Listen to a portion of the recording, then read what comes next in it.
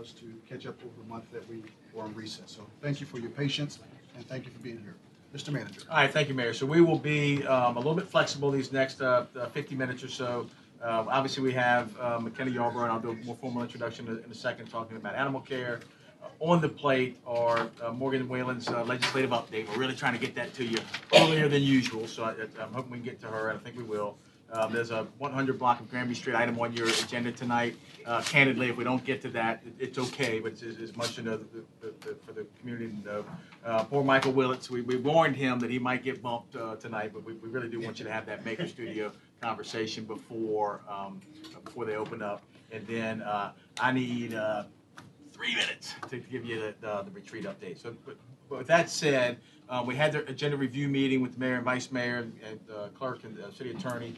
And once you, as we're out front tonight, you've got 2 or 3 items, two encroachments and the traffic control signs that are pretty benign things. What Bernard's telling me is you've never not approved one of these encroachments. And so I'm going to recommend to you that you remember the consent agenda. We said we're going to try it out. We're going to put a few things on there. We're going to do grants and Planning Commission 7.0 and tax overpayments, and we'll see how we go. I think it's gone well. I think the mayor and vice mayor would agree with me, but I'm going to recommend to you that you put those on your consent agenda going forward. So take a peek at your agenda. We can talk more about that. So with that said, we'd like to welcome McKenna Yarborough. McKenna is the executive director of the Lynchburg Humane Society since 2009. And we've been trying to get her in here since, good golly, your last retreat. But to give her a full time, she's the first executive director for the organization and began her animal welfare career in 2000 with the Richmond SPCA. First as the director of education, then as the director of operations. Prior to arriving in Lynchburg, she was the associate director for the Charlottesville Albemarle SPCA. She's worked with the board to implement a long-range plan to take the community to no-kill. So with that, I'm going to recognize and welcome Ms. Yarborough. Thank you very much.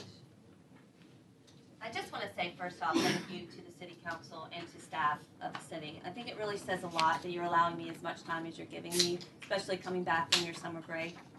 So thank you, because it also shows those of us in the room who care about animals, and I would assume that's everybody here, that you care about the pets here in Norfolk. So thank you. So what I'm going to do first is explain why I'm here in some ways.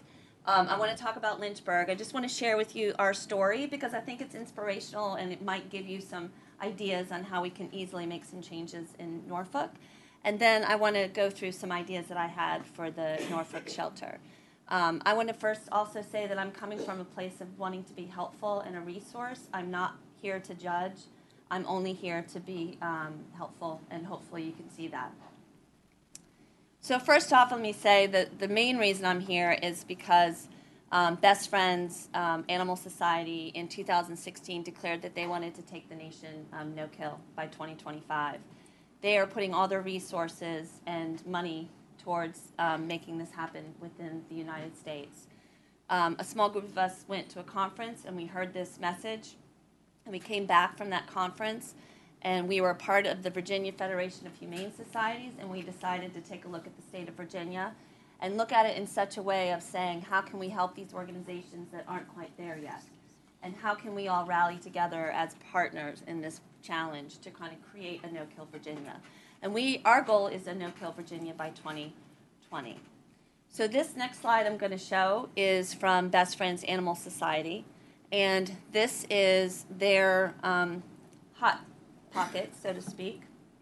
Didn't think I'd reference a food tonight, but the idea is that these red areas are the areas within the state that they're dedicated to seeing a difference and helping. The areas are Norfolk City, Danville City, Newport News City, and Frederick. This is not organizational focused. They're focused on the community. So this is not saying that Norfolk City shelter, the public shelter, is the one who is euthanizing all these animals. They're saying in the city of Norfolk that is the #1 hot spot for them to focus their resources and try and help. So let me explain it, because at first glance everyone's like, I don't understand that. Can you all see? I know I'm in your way. So they killed and it's a hard word, but Best Friends likes to use that word. The number for Norfolk to reach a 90% save rate is for 2,700 animals to not be euthanized in the city limits. That's their gauge for how many number of animals need to be saved, and they believe that's a treatable, savable pets. So this is their countdown in a sense.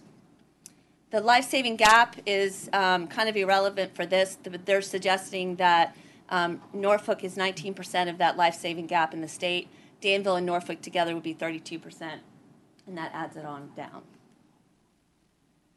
So real quick, how did Lynchburg get to where they are now?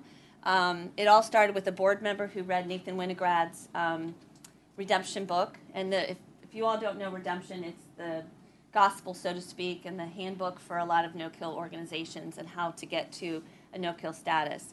And she read it because she didn't believe in it. She thought that she would read it so she could discredit it. And so, to her surprise, she read it and realized that there was a better way of doing it. And she then had the whole board read the book. They hired me as their first executive director. I first came in and consulted with them to try and give them some new programs and give them some ideas on how to save more pets. We created a long-range plan and had a real clear vision on where we wanted to go. And with that vision, we were able to engage the community. Because once you have a solution to the problem and you tell people how you're going to reach to that goal, they came out in droves trying to help us.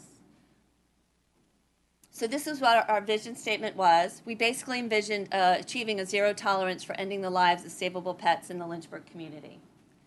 This is how we were going to do it. We were increasing placement. We were going to promote programs to target low-income pet owners, cats, because we had a cat issue, pit bulls. We felt like we had too many pit bulls in our community. And then we also did a research feasibility study on whether we should rehab our current facility, which you'll see photos of later, or if we should build a new one. We decided to build a new one. We felt that we needed a new shelter in order to achieve no-kill. That's how the board felt. And the desired result was a no-kill community by 2015. So quick snapshot. 2009, this is what we looked like. We are the public shelter for the city of Lynchburg. At that time, we were getting $104,000 a year for those services.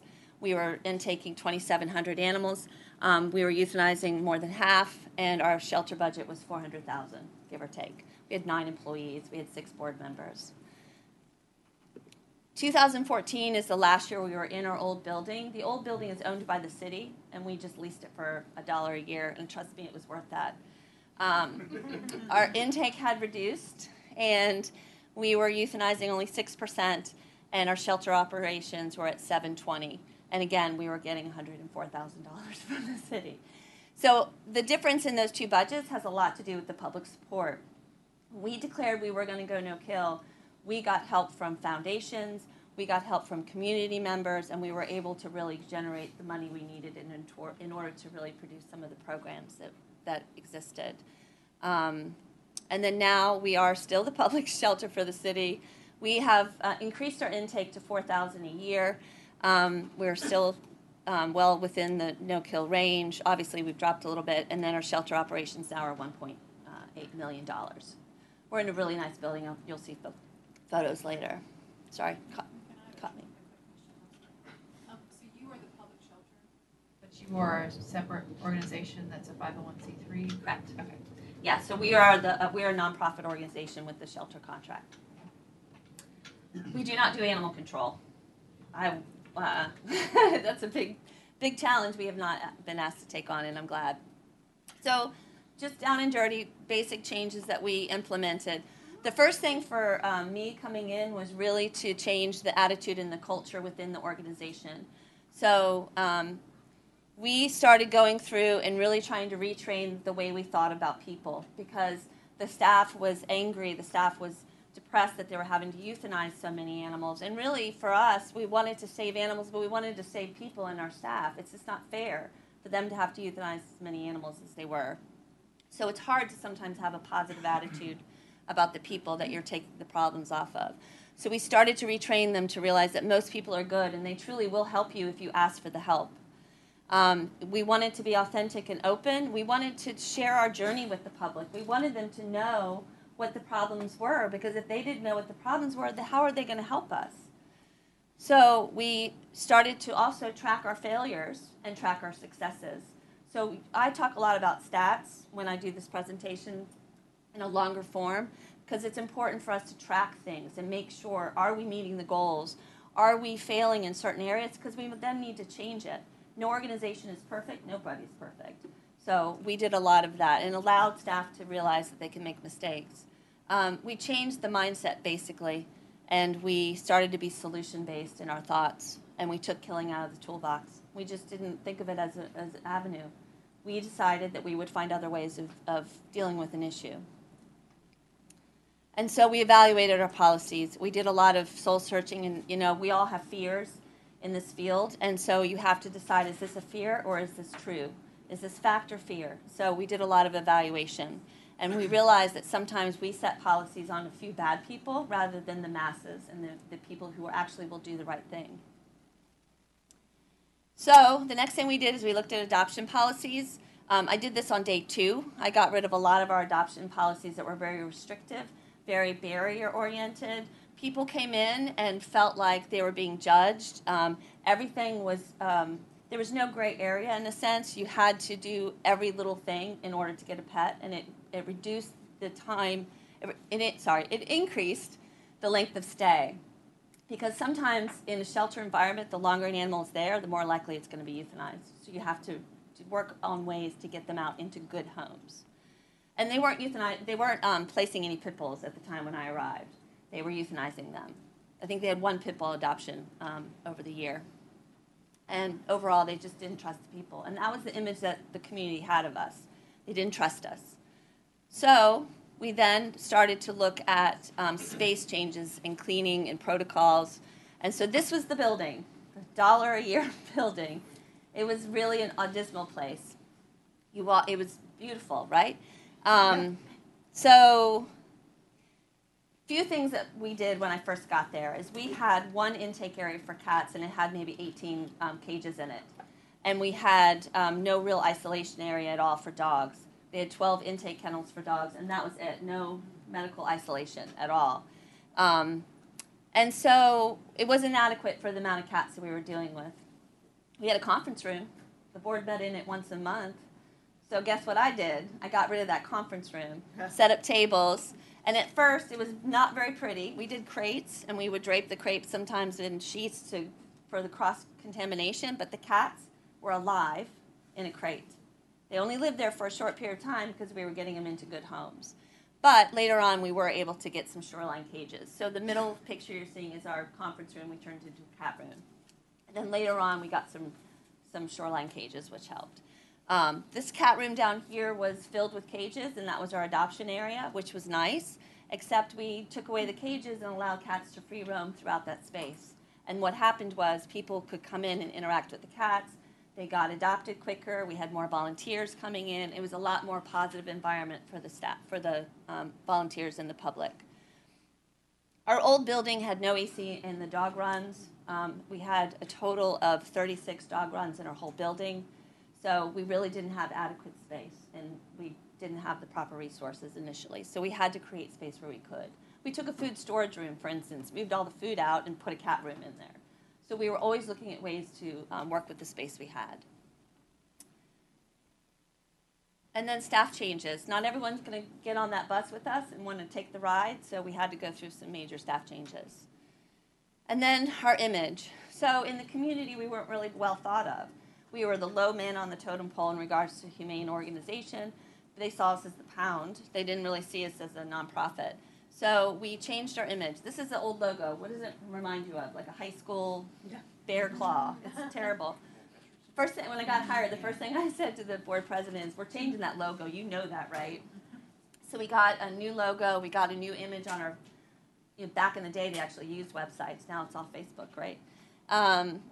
And we then started promoting ourselves with happy, friendly type of advertisements and flyers and ads, trying to create a culture that this is a happy place to come. We did a lot of adoption specials. We did Free Cat Fridays. We did a pity party. We just try to create fun ways in order to get people in. And then the big one, no, you're good. It's all right. Give me a chance to take a breath. So the big change, aside of some of the adoption policies, was the foster program. So they didn't have any foster program whatsoever. Why do you think they didn't want a foster program? Anyone? Well, actually, that's not a bad way of looking at it. They were afraid. They were euthanizing kittens and cats at such a high rate that they were afraid to put animals into foster, let a public person take care of them for 4 weeks or 2 weeks or a month, and then bring them back in. Thank you. That's all right, thanks. And then bring them back in just to euthanize them. So in a sense, they didn't want to do the work because they didn't want to go through. So I stepped foot into the building. I remember the first person who ever was foster for us, her name was Miss Swan. And we started our foster program. And we kept those kittens alive when they came back, and we placed them into good homes. Or we, even better, let the fosters find homes for them. There's no fear anymore because we were placing animals, finally, rather than euthanizing them. They had no volunteer program. They had one woman that would come in every day. They had maybe 5 people that would come back, but mainly because they had barriers even to that program. So we reduced the barriers. They weren't allowed to walk the dogs. What do you think the fear was? They would get loose. Yeah. I mean, it was really ridiculous. So, I could do no wrong in that regard. There was no program to even begin with. So we developed it and really showed the public they could be a part of the problem, be a part of the solution to the problem. Sorry. And so then the biggest impact we had for our intake was looking at our policies for intake and our community cat programs. So a few months in, I started in July, and a few months later we started to do an owner relinquish program. So what that means is we are an open admissions shelter, which means we take in everything that comes to us from the city of Lynchburg in regards to old, young, ill, healthy, aggressive court cases. We take it all in. By state code, I'm required to take only stray dogs. We take in cats, we take in own dogs, we take in own cats. However, we ask that owners work with us and come in through an appointment system. So we manage our intake, but we're an open admissions in the sense that we don't turn away any animals. And in fact, those animals that are in most risk are the ones that come right in and don't have to wait at all for an appointment. What we find is that we live in this field. We own and breathe it every day. Until you need to surrender a pet or you need to go to an orthopedic surgeon the first time, you don't know the procedures. You don't understand how that works. So when you talk to people and you say, listen, we're full. You care about your dog. I care about your dog. I also care about the dogs and cats that we have in our shelter. Can you wait until we have space so that we can adequately care for your pet, and just like we're adequately caring for the pets we have? Majority of the people will wait. Not everybody. We have a lot of people that just walk in. Our staff takes in animals from people who argue with us because it's not worth the argument. We take in all the animals that are obviously ill or injured immediately, or anything that we feel is at risk. If they're communicating with us openly, then we will communicate openly with them and handle the situation. Yeah. So the families that you say are willing to wait, Correct. do you provide assistance to them based on what their needs are while they're waiting? Yes. Thank you. Very good question. So this is our owner relinquishment program. So we listen to their problems primarily. We just don't make it easy in the sense that you just, okay, bring it in, let's open the doors to you. It's like, I want to hear what your problem is. If it's moving, it's not a whole lot I can do about that. And then we would certainly schedule it before you actually move. But if the landlord's telling you to get rid of the dog, we might call that landlord and say, hey, what's the problem? We'll cover that, rental issue if that's, the security deposit if that's the issue. If you're having behavior problems, initially in the beginning days, we didn't have a behaviorist on staff. So we would direct them to trainers in the community because we may not be the experts, but there are plenty of them out there. So we diverted some of those people to those situations. So in a sense, we became a resource rather than a dumping ground. And that was important to us because we didn't want to be seen as a place where animals go to die. We wanted to be seen as a community resource. And so what we also started doing is accepting owned animals in from other counties. When we succeeded, we take in animals from other areas because they want a positive outcome for their pet. And they're willing to wait.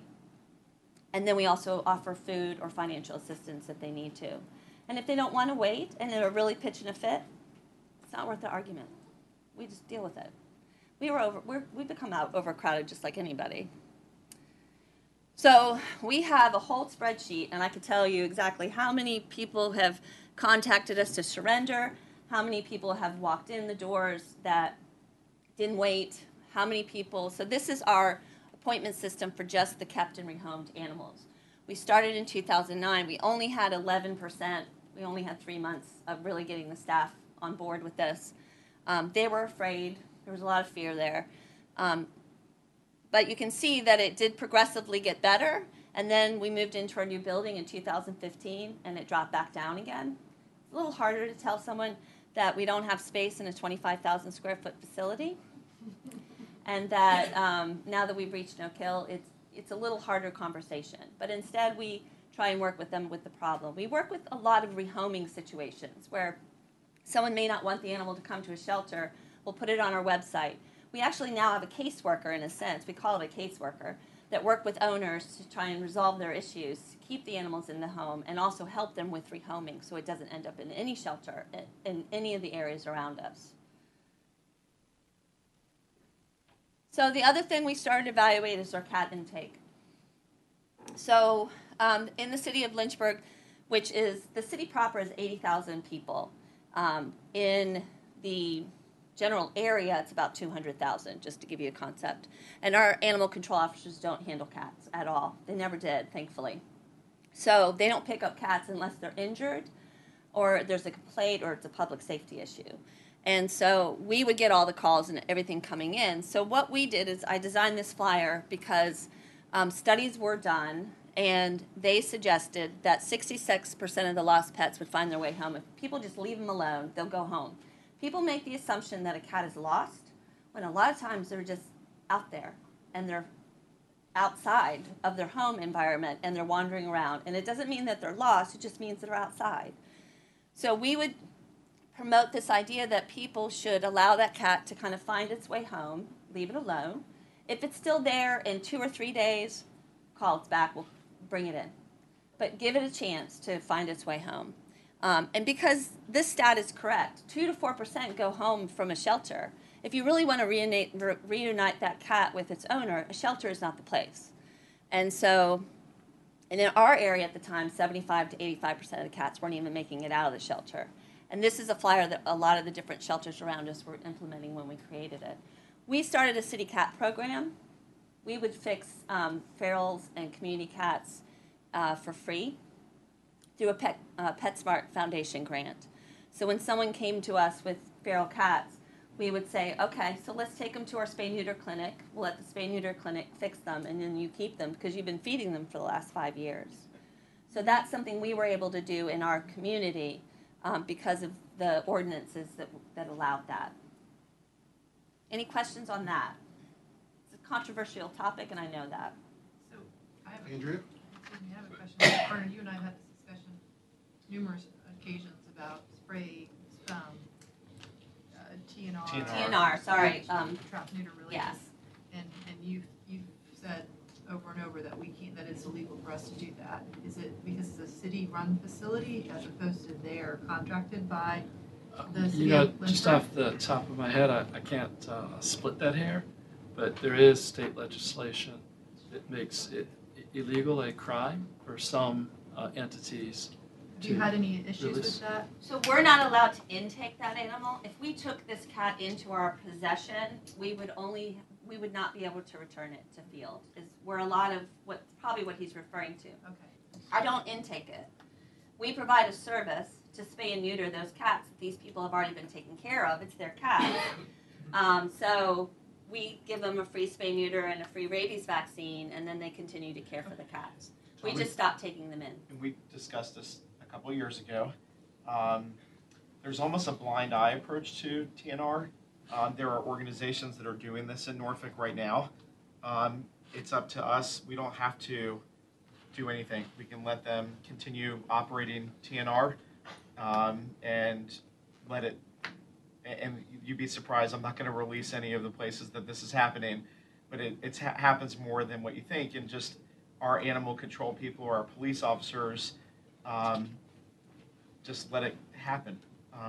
If they don't say anything, if nobody does it, I hate to say that, yeah, just let it happen. But So if folks brought in a gaggle of cats that they were taking care of. If they're ferals, then we would promote the spay-neuter aspect. But, right, and then they would take the cat back and what they do with the There's cats owners. is their. Correct. Okay, got it. Correct. Now, at first, when we started this, it was not a very popular thing because we were shifting how the culture of the city. Thankfully, we had city government on our side, and we had some real proponents for it in the community. And we had volunteers that would help people. Sometimes it was just a matter they didn't know how to deal with the situation. And when you educate and you explain to them the whole vacuum effect, that doing it the old way is just resulting in the same situation. So why not try and find a different solution? And that was kind of how we presented it. We were going to track and try and see if it worked. does anybody know what the number one argument against TNR was for us here? Anybody remember that was here? They kill birds when they're outside. And So- people Yeah. that was the number one argument that people were saying to us, is that all the songbirds would be killed and because all these cats are out there and there wouldn't be any wildlife. Was there data to suggest that? Yeah. And that's I what we know that tried Alley Cat Allies has done research and studies. I'll tell you the number one cause of death for birds is people and People, it's windows. buildings.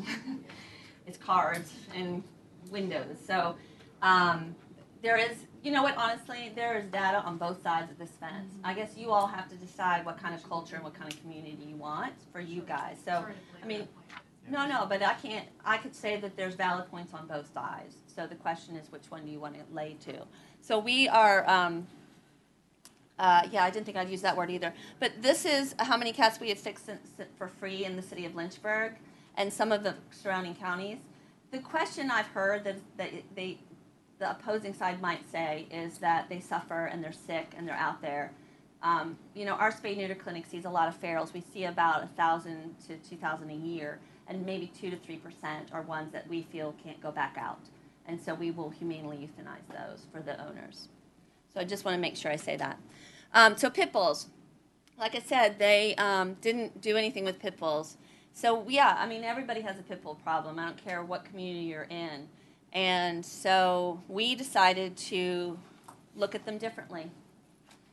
So we treat them just like any other dog. We took off all the breed labels off of our kennel cards and off our website. So you have to determine if it's a pit bull or not. Because Lord knows we don't know 100% unless we do a DNA test. And so unless we know what the parent is, we don't put the breed on, unless it's an apparent breed like a basset hound or a beagle. The other thing we did is we started a whole marketing campaign around pit bulls, and we made it more of a cultural shift in our community. The media wouldn't even refer to dogs as pit bulls. If there was a bite in the community, if there happened to be one, they would say a dog. So we got everyone to shift to see pit bulls differently, and as a result, we don't have a problem adopting our pit bulls. We just don't. If it's a good dog, it gets adopted, regardless of what breed it is. If there's a behavior issue, yeah, they stick around a little longer because we're working on different problems. But it's not a pit bull issue. It's a good dog versus one with some issues. And so our kennels are filled with pit bulls, and we do a heck of a good job with adoptions. So I'm just putting that out there. So we had to shift our thinking as well for the breed. And then we got a new building. So this is our new facility. It's a 25,000 square foot facility.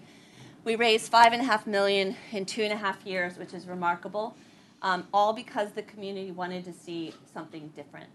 And so that was our glory right now, is that we have this beautiful space. Like I said, it's hard to tell someone you don't have space when you have that big of a building. We also did a lot of programming to bring people into the space. We don't want to be seen as a shelter. We want to be seen as a pet center.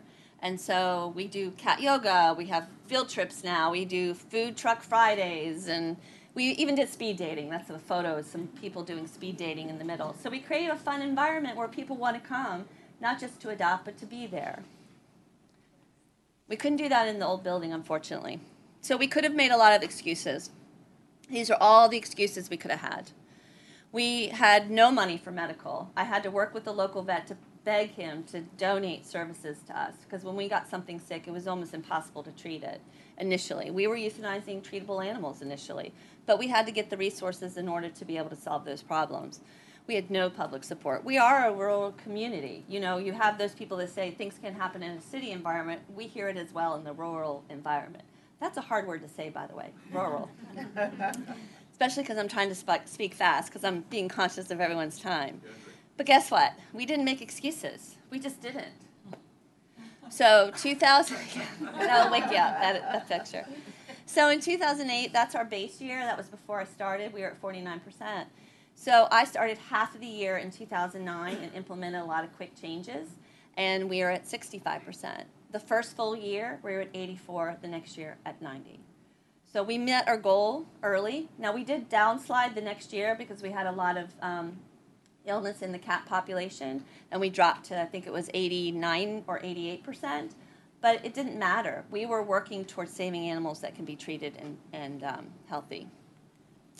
So we also took over Appomattox last year. It's a small rural shelter. We're at 99% save rate. We transfer out more than we adopt out in that community because it's really hard to get people down there to adopt. And we also took over Pittsylvania County this year. Pittsylvania County has been a struggle for us, to be honest with you. And they've taken this is a full calendar year because we didn't have what we started in the middle of July. Somehow I like to start things in July, which is the worst time ever. But our intake is about 2,000 there. Again, we transfer out a good number, but we've been able to do fairly well in adoptions.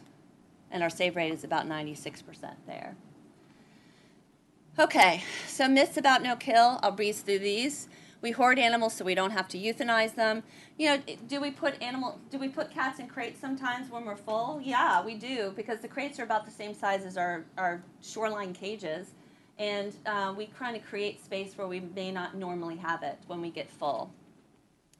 But it doesn't mean that we're hoarding animals. Eventually the population gets adopted and it lessens itself.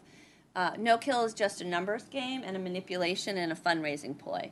So the one thing I will say, it really does bring money into your community. People want to help with a problem, and you get more foundation help, and you get more grants, and you get people excited about wanting to see a change. However, if I drop below 90%, it doesn't mean anything anymore. Those 90% is about just a statistic. We look at the animals. We treat each animal as an individual, and if I have to euthanize a fair number of dogs because of a behavior issue, then we euthanize it. We don't not euthanize an animal because we want to keep above a certain percentile. We send our animals to other shelters to be euthanized. I don't understand that. We euthanize our shelter animals ourselves. We don't try and move animals around to FUB numbers. We pick and choose what we bring in. Like I said, we have a 17-year-old dog now with cancer, and we'll probably put it in hospice care. We take in very sick animals. In fact, I think they get preference over any other animals. We don't pick and choose. And we don't tell the public about behavior problems or place dangerous dogs. We euthanize animals that we feel cannot be placed in the public. We have euthanized some feral cats before because they were so fractious and were very dangerous to the community. We work hard to make sure that we are protecting our citizens as well. And we always disclose information if we have it. And yes, Bigfoot is real and living in our shelter. So what can we do? What can you all do here at the Norfolk Animal Care Center? Again, I visited 2 years ago. It is a broad-based suggestion based on what I've seen and what I've heard. It's the city council and the city staff to decide what you all want to do and what you don't want to do, obviously. I'm just here to present some ideas. So, in my opinion, they certainly can transfer out more animals than they currently are and perhaps look at some additional adoptions. And I'll explain why. So far this year, they've sent out 77 animals to rescue organizations. It's actually, that percentage is not right. It's 3% of the animals are transferred out. On average, for the state, it's 23% of animals being sheltered go out through transport to other organizations. To give you a perspective, our pet center in Pittsylvania County has transferred out 340 animals from their shelter this year. We understand that some shelters will say we don't want to send rescue organizations all the cute, fluffy, or the easily adopted ones. But if I don't have any kennel space, I don't care. I want those animals in a safe place where I know they'll get placed in a home with a rescue organization who I trust. Why would I want to hold on and then euthanize for space purposes? If I can make space, I make space. And so I think that the transferring of animals could certainly be an increase ratio there. And so adoptions. So when I visited, I came at a time where they were doing an adoption special, and I was very impressed, honestly. I thought they were doing a great job. I wasn't even going to look into adoptions before I came here, but I decided to look at their stats. So this is the number of adoptions based on percentage of their intake. So they adopted out, Norfolk adopted out 2,021 animals, which is 41% of their intake, with a population of 245. Richmond is at 61% of their intake, with a 223 population. Lynchburg, we're at 77%. But we don't transfer out very many from our Lynchburg shelter to other organizations because we are able to adopt as many out as we do. So all I'm suggesting is that there might be some room for improvement and to look at some of the policies. But I do think that they recently had a wonderful weekend. I was so impressed with their numbers. So I don't think this is a huge problem. I'm just suggesting that might be an area for them to improve just a little bit. And it's not really what I'm not trying to say there's a problem. I'm just trying to find areas in which you could increase the amount of animals being leaving the shelter. Increase the foster program. So approximately 500 were sheltered in 2007. To give you a gauge, we have placed 1,500 in foster care at our shelter in Lynchburg just this year. So there is a room for continued growth, and I think that if the city decided to make a declaration and put a lot of resources behind that solution or that goal, as a better word, the community will come out and want to be a resource and help. I think everybody wants to see this succeed, and I think the more that you engage the community and trust them, the more likely you will get the help that you need. And then consider intake and community policies. As I said, in the state, we are only required to take in stray dogs. Most organizations take in everything. And I know that there might be some local codes that you all might have to change in order to be able to look at a different way of dealing with community cats. I'm just suggesting it might be something to look at. So this is a Petco Foundation map. They took up all the Department of Agricultural stats and put them into a database. And so this is a different map of Virginia to show the different areas that are still needing help. And the reason I bring it up is because at least the top 5 organizations that may have a higher euthanasia rate don't have a community cat program per se. So it's just something to consider if you're wanting to reduce euthanasia, looking at the cat population. And so we use this map. I'll say this. The Federation used this map when we met to say, where can we help? So we had no idea that Frederick County, which is an upper left-hand corner, is euthanizing as many cats as they were. So we have sent groups there to provide resources and help pull animals out. There is a whirlwind of rescue organizations that want to help Norfolk. There are national organizations wanting to help Norfolk in the Hampton Roads area. We just need to be unleashed to come down here to give the assistance.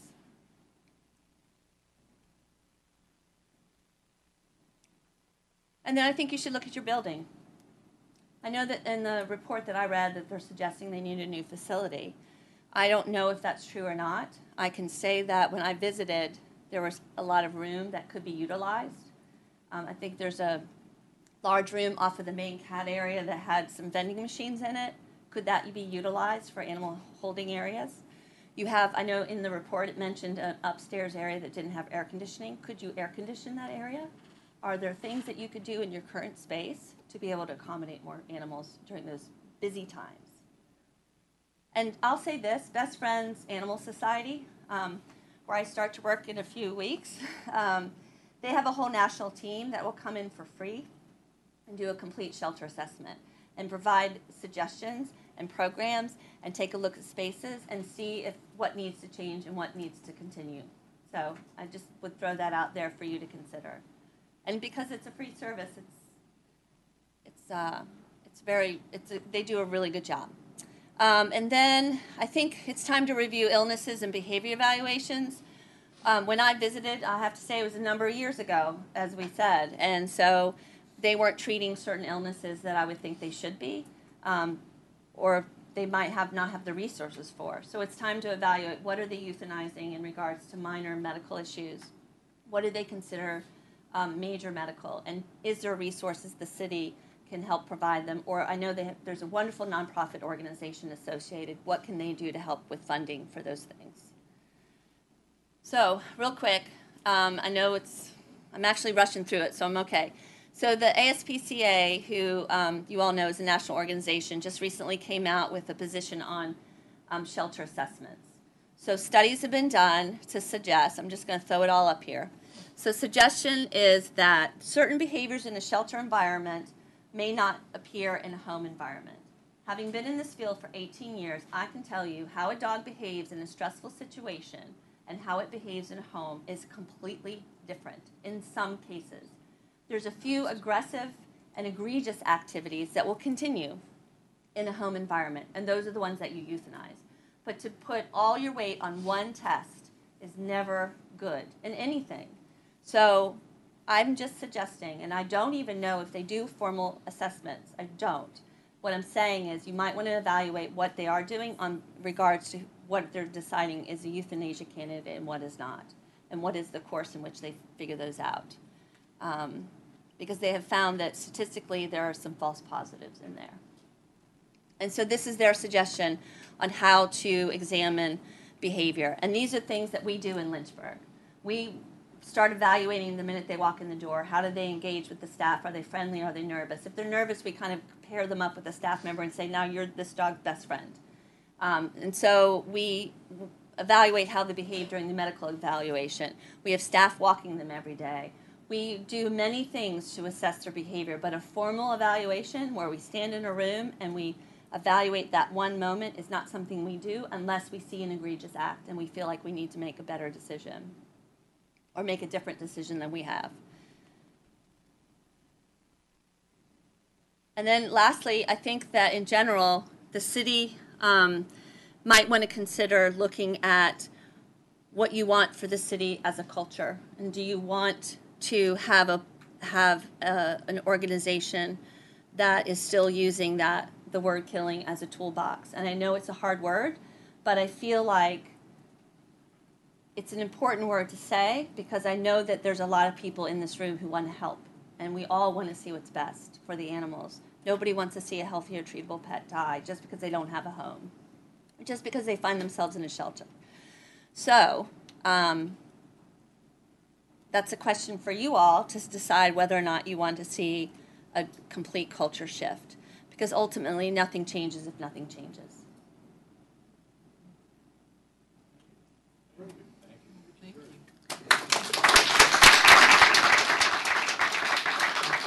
Thank you. Stay around for a minute. We're going to start with Tommy Spiegel. Okay, so I'm happy. But I'm sad. Was that on tape? I'm happy, but I'm sad that it's taken 8 years for this presentation to happen. When I first got on council, there was a discussion, and I think I have my conspiracy theories about why we've never been able to make this happen. And I do want to thank the mayor for allowing this presentation to happen. I think.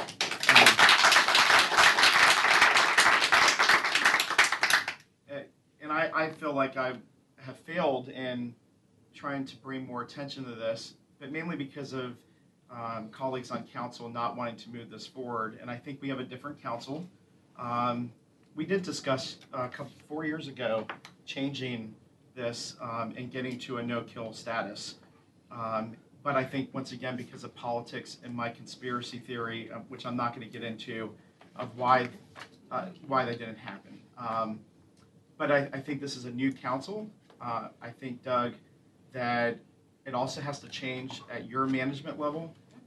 Your management has to understand that I think council wants to move in this direction now, and has to be willing to help guide and move it there. There are a lot of people who want to assist and get us to the point of 90%. I'm always amazed. I've been thankful for No Kill Hampton Roads. I've received 5 paws every year that I've run and been endorsed, but it's amazing the feedback that I get from people when they see that ad saying thank you for what you've done to be an advocate and stand up for it. And I do appreciate everybody's here, Deborah Griggs and even Gene Lemon on the West Coast. They educated me on this when I first got on council and helped me understand this a lot better. But I think we can do this.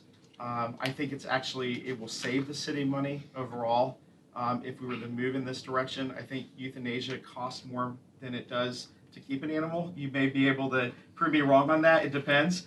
But I think we can get there. And I think there's lots of great people who work in NAC that really want to do this too. I think they're sad that this happens and they want to move in this direction. And I think we can get there. And I think we should take free advice if we can, if they're willing to come down and work with us and give us advice. And I think as a council, we can address some of this maybe in our budget as we come up as well. I do think it's important that there's budgetary concerns and you look at, and I'm not saying, I don't know the budget to know if there's enough money there for the center, but it's worth a conversation. I just want to say thank you for letting this presentation happen. And I'm sorry I interrupted you. It's okay. All right, Andrea. Oh, I guess I can get into some of the minutiae, and I've got a few questions here, but getting to Tommy's point, I agree, and I support the idea of going to a 90% no-kill. And I've heard that repeatedly from all sorts of constituents when I ran. Since then, I know a very vibrant community, and I think Norfolk is considered a very pet-friendly city, and this would be a great indication of going there. I'm curious about the relationship that we have between, we have other facilities that work with animals in the community, and how, if we were to make a change at NAC, how that would potentially influence our relationship with the others, and maybe if there are partnership opportunities. I think that would be something that we should explore as well. Okay, Mimi. Thank you, and thanks to everyone here. What I got out of this presentation, and the last 4 years that I've been on council, and this has been a big concern because we keep talking about it instead of taking action. So we never check it off of our list. Was that there are many agencies or organizations within the city of Norfolk who all love and care for animals. And what is so interesting to me, that they are the experts, and somehow that if they could partner together and provide the ideas and suggestions to help the city do what we need to do to move this forward, because we're not the experts and we do need the help to get us where we are. And that it interests me also to see that there is a possibility of other outside agencies that could possibly, you listed some of them, that could address some of the needs of NAC. So I'm really excited to hear about that, and that we haven't given the support that is needed to get us to that level of 90% or even a bigger number for the no-kill, what we believe in. But I think that tonight we're on the right path, and it was a good presentation. And I'm looking forward to hearing from other organizations who are the experts in loving and taking care of our pets, and they really know what is needed more so than we do as a governing body here. So thank you to all of you for coming tonight, and just let us know what we can do. So thanks. Mr. Riddick? Okay, couple of things, take a couple of minutes. I'm a peddler, always have been. Matter of fact, I had the pleasure of giving my Rottweiler bath on Sunday, and That's a she picture loved I it. want to see. So, but listen, here's my thought, and I said it the last time the group was here, and I don't know how it would happen, but we own land in Chesapeake. So, suppose we would go to the Chesapeake City Council and they give us the permission to use our land in Chesapeake as a pet shelter. Now, there are some things that I think that would, we got to think about travel, time, and certainly we keep our property uptown. But if we had property in Chesapeake and we built a nice facility out there, then by that being our land out there, then it's not automatic, but it's a good possibility it would be no kill. Okay. Now, here's what happens. Also, you could take a facility like that, and you can make it a nice petting zoo. You can bring children out there on the weekend to let them appreciate animals. You could have day trips for school kids. You'd have volunteers. We got enough people in this room, and I'm sure there are other people who would volunteer and come out there. We could find some veterinarians that would do a small stipend or either volunteer in that time. But by having our land out there, I don't know how many acres would be, but you're talking about no kill. The animals out there, their lives would be infinite, until they died naturally. And it certainly would take somebody, smarter than me to figure out how to make this thing work. But it seems to me that land and our facility in Norfolk is too small. And even if we put money into it, it'll still be the same size. And so I just believe that we should try to get a use permit from Chesapeake and build a facility out there for, let's just say, the hard to house. You speak about pit bulls, you speak about certain animals with cancer and things of that nature. The hard to house. You'd have those animals out there that would be there until their natural lives, were up. If we want to get this thing done, we just can't think about the little small place we have in Norfolk and how much money we can put in our budget to make that work. We have to, I guess you'd say, like some people say, think outside the box. Try to be a little bit creative. And if space is an issue, and if we own land in Chesapeake that we could get, and who knows what other facilities might say, well, hey, that's a good idea. Let us invest in that too. If everybody's trying to get to the same position of no kill, then, Chesapeake might invest. Virginia Beach might invest, Now that might be, so you're a professional, that might seem something that's far-fetched, but to me, it's something that could work. So what I would say to you is, waiting until that building to happen, you don't need to. You could achieve a no-kill status in the current facility that you're in. Sure. So do I think you all should build a building? I don't know. That's for you all to decide if you feel like it's necessary. I mean, Lord, I love our new building. There's no question. It's a beautiful place that people can come and congregate. But I've been to your shelter. It's So not how a bad could we shelter. How could we create It's a beautiful no-kill? place, actually. It was really well done. It was clean. It was, there's no reason not to engage the community But there how, as well. how could we create a no-kill in the confined space that we have? So I don't. Maybe I don't understand. I totally understand it. So what I would say is you should increase your adoptions and increase your transport out. Just by removing barriers, only 3% leave through transport. Why not increase that to at least 23%? And then I can't speak to whether or not this building is large enough or not because I haven't done my own research on that. But what I can say is I have 300 cats in foster care right now. They're not at the shelter. Engage the community to be part of the problem. Having a larger shelter means you'll fill it.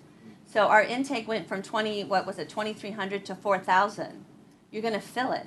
The minute we went no-kill in Appomattox, 71% increase in intake.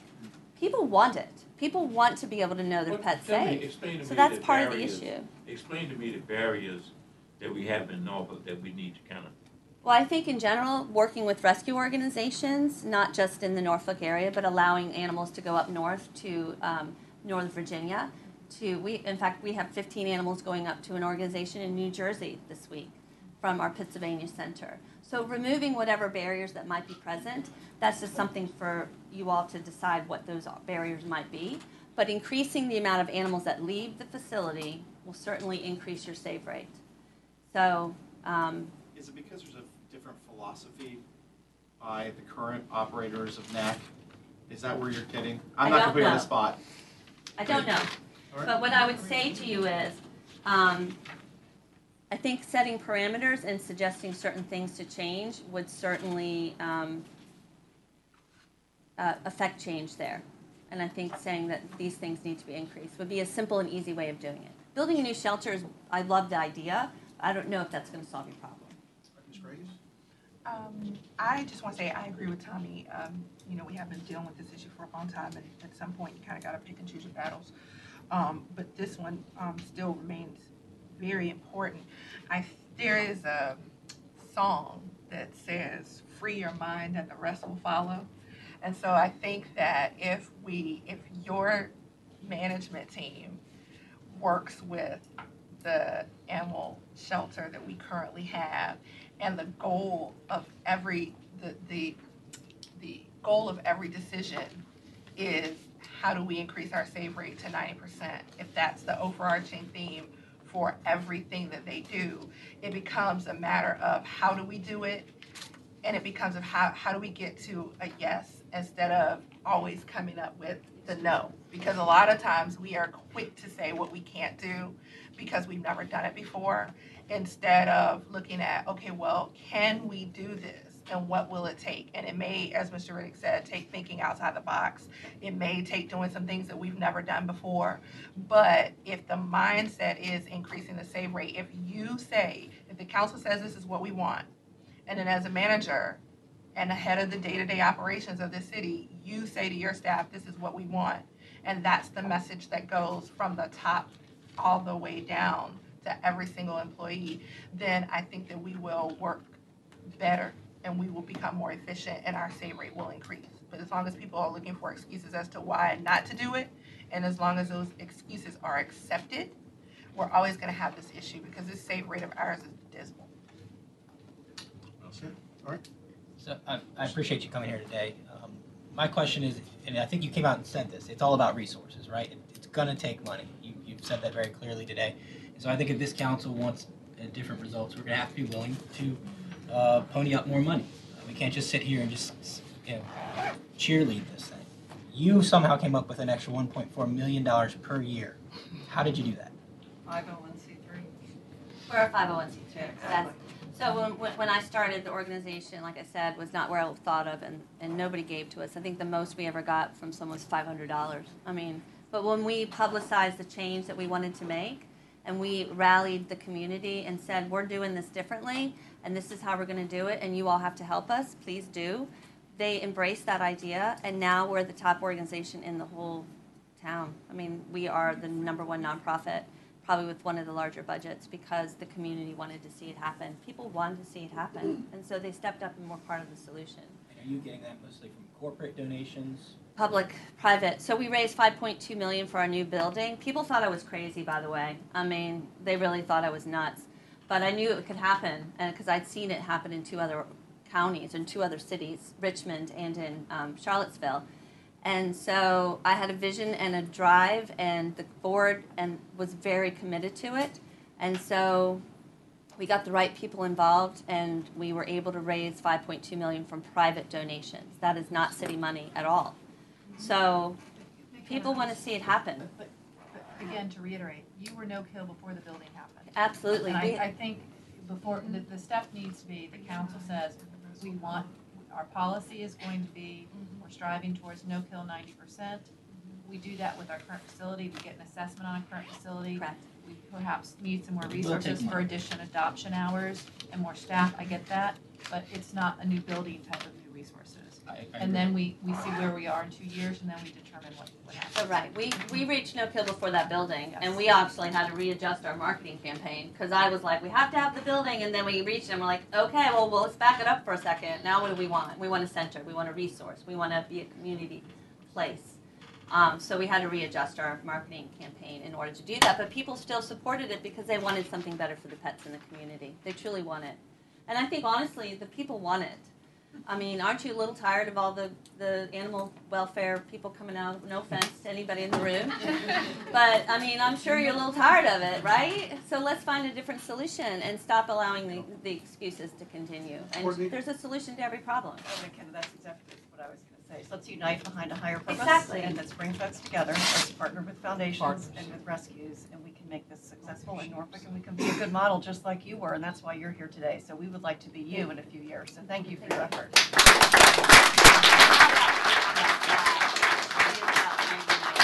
Exactly what you said. So McKenna, on behalf of the council Thank you. and all of the residents and supporters and friends that are here, we thank you for coming and sharing.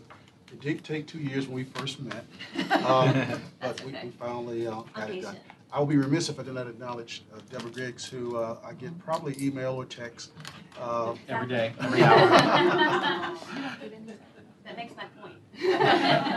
All right, Thank thank you you so for being much. here.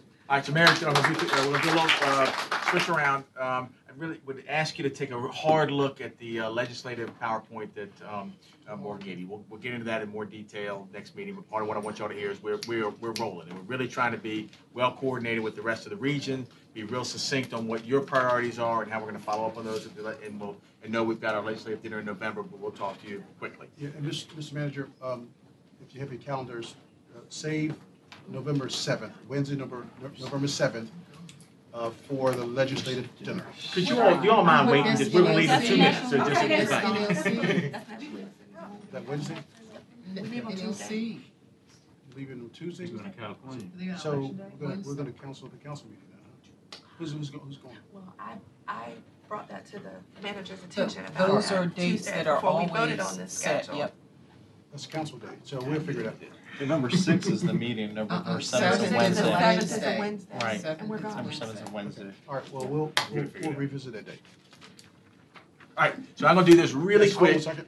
Nope. All right, because we got to get upstairs.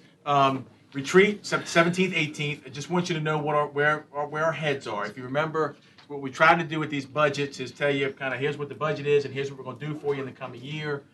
In 18, for the 18 budget, we told you, we were going to do the information technology upgrade. We were going to do the school funding formula. We were going to focus on scope and Chrysler Hall, what the plan was going to be there. And then obviously the big one was the strategy for transforming St. Paul's. We delivered on those, gave you the presentation for the budget last spring, and said, here's the things we're going to work on in the coming year. We're well underway on our strategic plan, the organizational strategic plan, and Greg Patrick and Pete Burek and Catherine are doing a great job there. Spent a lot of time with you all talking about inclusive growth at your last retreat and what that means in Norfolk. We're working on retirement plan reform. We talked about that a lot. We've talked a little bit about the fact that we've got Amy Inman in place now and really trying to bring you a comprehensive transportation strategy. We know we've hired Heller and Heller to bring in. We talked a lot. Mr. Riddick raised the issue a lot, I think, in the last retreat about the RPOS, and so we're taking a hard look at that and we'll bring that back to you. And then obviously working with the CTE. Candidly, the one that should have been on that list was stormwater policy, right?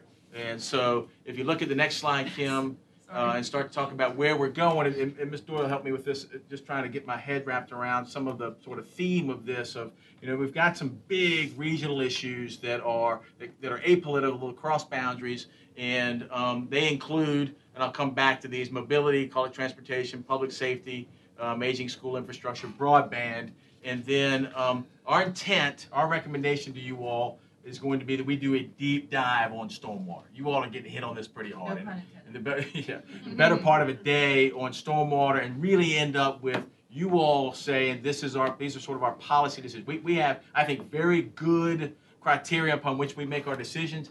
I need to make sure that your criteria, all right? So we'll spend a good, I would suggest that. Lots going on in St. Paul's, and some of you are really involved in it, but I need everybody at the same spots. We got to get you an update on St. Paul's. I like to do something fun for dinner, before dinner, so we're not going to tell you what that is, but we'll do something fun. And then obviously have dinner, come back Tuesday. What I've also learned is y'all are pretty wiped out by Tuesday. And so we do the heavy lifting on Monday, and then Tuesday we come in. Amy will give you a little bit of update on where we're heading with mobility and the kinds of things we think we'll focus on in the coming months. Mike's going to talk to you about regional. I think we're doing some really exciting things with the region around public safety. Give you a little bit of a heads up on what's going on there. We've got an opportunity to host a Senate commission, committee on aging school infrastructure. So I want to talk about that a little bit. And then obviously there's the event that y'all have seen on the 5th on broadband, where we're literally going to connect Virginia Beach and Norfolk. And we think that your next retreat should have a much deeper dive on that. But those would be sort of higher level conversation without the details. So, Angela, How many times are you gonna tell us we've got old schools? Aging school infrastructure? yep.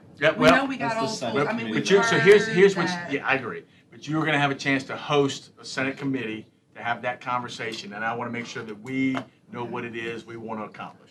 Listen, now, Mr. Riddick, I always tease him about this. At this point in time is when he tells me this is not my retreat, it's yours, and he's right. So you all, if this isn't what you want to do, now in the next few days, when you got to let me know that. And on Okay. public safety, the other piece, on public safety is, we bumped the chief on a report that he was bringing to us regarding, guns, the legal sale of guns and how they end up in the hands of young people or they end up involved in the commission of crime.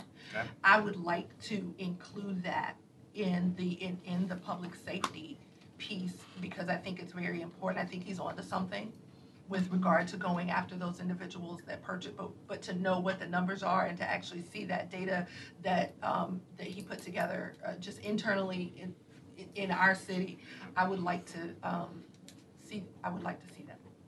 So just in the interest of time, not to cut you off, but I do need feedback exactly like that. Sorry, Tom. Just real quickly, to go back to the animal conversation, can we get a resolution to vote as a council on the 90% so that we can actually cement this as policy as opposed to a conversation that So yes, I and- trust you to be able to do this, but I absolutely. think just to show that council is committed to moving this direction, a quick resolution on this would be really great.